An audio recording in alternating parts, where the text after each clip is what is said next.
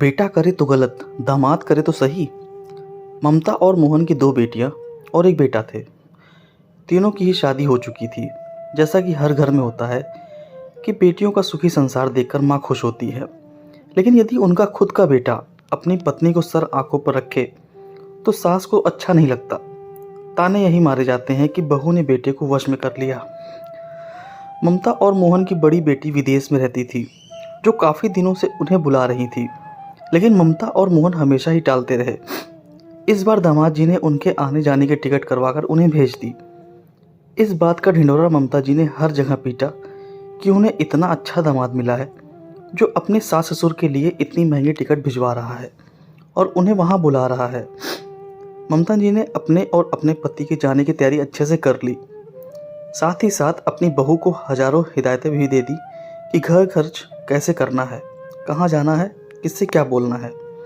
ममता और मोहन करीब करीब 15 दिन वहाँ घूमने वाले थे। यहाँ उनका बेटा बहू अकेले ही थे। ममता जी का बेटा मयंक बहुत ही समझदार था। अपने माता पिता को खुश देखकर वो बहुत खुश था। एक बेटा तो हमेशा ही अपने माता पिता के लिए हर काम करना चाहता है, लेकिन जब दामाद अपने सास ससुर का इतना अच्छा ध्यान रखे तो सचमुच खुशी दोगुनी हो जाती है। मयंक ने सोचा क्यों ना मैं अपने सास ससुर को यहाँ बुलाऊं और उन्हें घुमाने ले जाऊं। अपनी पत्नी को बिना कुछ बताए उसने अपने सास ससुर को बुला लिया। उसकी पत्नी अपने माता पिता को अचानक देखकर चौंक गई। सारी बात पता चलने पर वह बहुत खुश हो गई। मयंक अपने सास ससुर और अपनी पत्नी के साथ महाकालेश्वर घूमने चला गया, जहां उन्होंने ढेर सारी फोटो खिंचवाई और उसे सोशल मीडिया पर भी डाल दिया। यह सारी तस्वीरें देख विदेश में बैठी उसकी माँ बुरी तरह से गुस्सा हो गई। उसने तुरंत फ़ोन करके मयंक से पूछा कि यह सब क्या हो रहा है? तूने बहू को यह इजाज़त कैसे दे दी कि वह अपने माता पिता को यहाँ बुला ले, और तो क्यों अपने सास ससुर के साथ वहाँ घूम रहा है? तब मयंक ने कहा, माँ मुझे लगा कि जब दीदी जीजा ने तुम्हें बुलाया तो तुम इतनी खुशी हुई थी, तो मैंने अपने सास ससुर को बुला लिया। उसमें क्या गलत किया?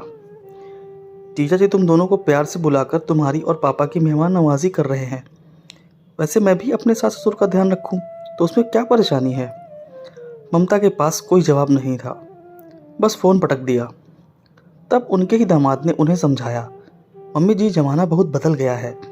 लड़के के माँ बाप हो या लड़के के माँ बाप, किसी की इज्जत किसी से कम या ज़्यादा नहीं। सभी को एक परिवार की तरह रहना चाहिए। एक बहू जब बेटी बन जाती है तो एक दामाद बेटा नहीं बन सकता है। आप परेशान ना हो, हम यहाँ एंजॉय करेंगे और उनको वहाँ एंजॉय करने दीजिए। इसी में ही सबकी भलाई है। मैं जानता हूँ कि अभी भी लड़की और लड़के के माँ बाप में बहुत फ़र्क किया जाता है। यहाँ तक कि लड़की अपने माँ बाप को कुछ देने के पहले भी 1000 बार सोचती है, उसे पूछना पड़ता है। लेकिन कभी ना कभी यह सोच बदलनी होगी और मुझे लगता है कि अब इसकी शुरुआत हो चुकी है। दोस्तों उम्मीद करता हूँ कहानी आपको पसंद आई होगी। अगर पसंद आई वीडियो को लाइक करें, शेयर करें और चैनल पर नए हो तो चैनल सब्सक्राइब करना ना भूलें। धन्यवाद।